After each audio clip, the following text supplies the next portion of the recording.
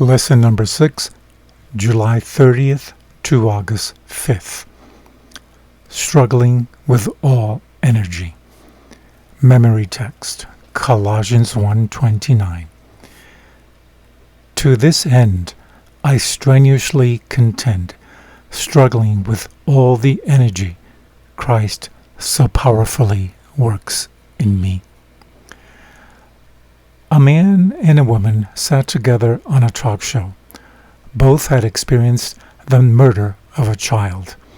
The woman's son had been murdered 20 years before, and her anger and bitterness were as great as ever.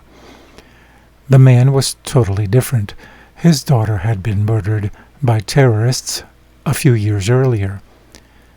He spoke about forgiveness toward the killers and about how God had transformed his hurt.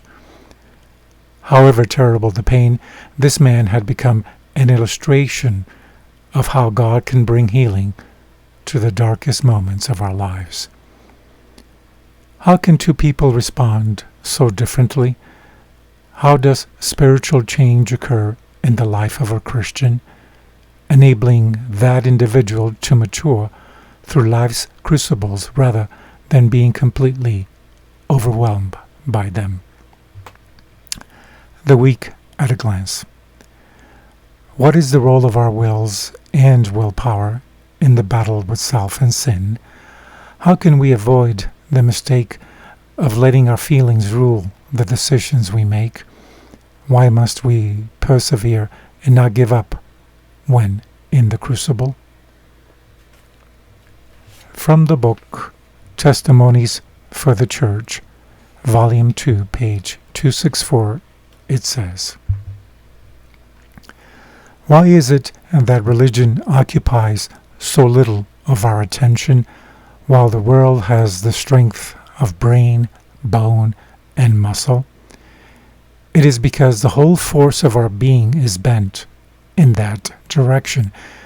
We have trained ourselves to engage with earnestness and power in worldly business until it is easy for the mind to take that turn. This is why Christians find a religious life so hard and a worldly life so easy. The faculties have been trained to exert their force in that direction.